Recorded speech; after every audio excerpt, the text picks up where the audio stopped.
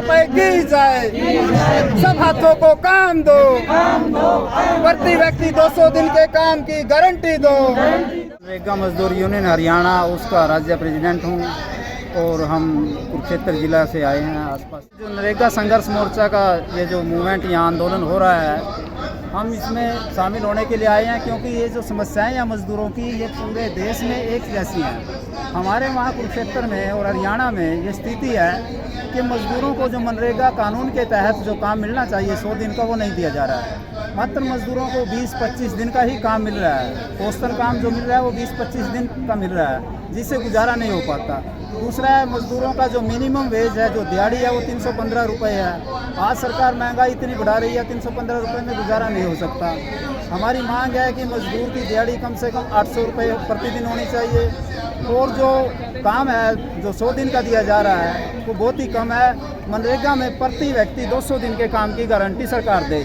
और हमारी दूसरी भी मांग है, जैसे मनरेगा में अगर किसी मज़दूर की मृत्यु हो जाती है तो सरकार उसको मात्र 25,000 रुपये ही दे रही है, जो कि एक शर्मनाक बात है सरकार के लिए। जो मोदी सरकार सबका विकास, सबका साथ देने की बात करती है, 25,000 रुपये में अगर परिवार का मुखिया चला जाएगा, कमाने वाला चला जाएगा, तो बच्चों का भरण पोषण कैसे होगा, कैसे गुजारा होगा उस परिवार का। तो हमारी मांग है कि जो मनरेगा मजदूर है, अगर उसकी कार्यस्थल पर मृत्यु होती है तो उसको 25 लाख रुपए दिए जाएं, ताकि उसके परिवार का भरण पोषण हो सके, उसके परिवार का बच्चों का पालन पोषण, उनकी पढ़ाई लिखाई का प्रबंधन हो सके। तो इस प्रकार की मांगों को लेकर हम यहाँ दिल्ली में आए हैं, ताकि सरकार, मोदी सरकार ये मांगे सुने और इन पर विचार करे। मानसून जो सत्र है वो चला हुआ है, सांसदों से हम अपने ये दे रहे हैं जो भी मांगे हैं कि इनको सुना जाए, इन पर गौर फरमाए। पिछली सरकार थी, कांग्रेस सरकार, जो ये लेकर आई थी, उसमें भी मजदूरों के हालात ऐसे ही थे।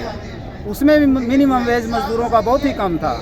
और खट्टर सरकार जब से आई है, खट्टर सरकार ने मजदूरी सिर्फ 8 रुपये बढ़ाई है। मतलब कितना शर्मनाक है। जहां आप तेल के दाम कितने बढ़ा रहे हैं, जो घी है, जो भी खाद्य सामग्री है, उसको आप कितना ज़्यादा बढ़ा रहे हैं। आप GST लगा रहे हैं सारे खाद्य पदार्थों पर, और मजदूर की मजदूरी मात्र 8 रुपये बढ़ा रहे हैं। जो मजदूर की न्यूनतम मजदूरी बनाने का जो कानून है, जैसे कि 1957 की सिफारिशों के अनुसार, तो वो ये है कि मजदूर के भरण पोषण के लिए, उसके रीति रिवाज के लिए, उसके त्योहारों के लिए, उसके बच्चों के पढ़ाई के लिए जो औसतन खर्च आएगा वो मजदूर को मिलना चाहिए। जो कि सरकार ने, जो इस सरकार बदल रही है, उन कानूनों को बदल रही है कि मजदूर को आज 800 रुपये की मांग है, ज़रूरी है।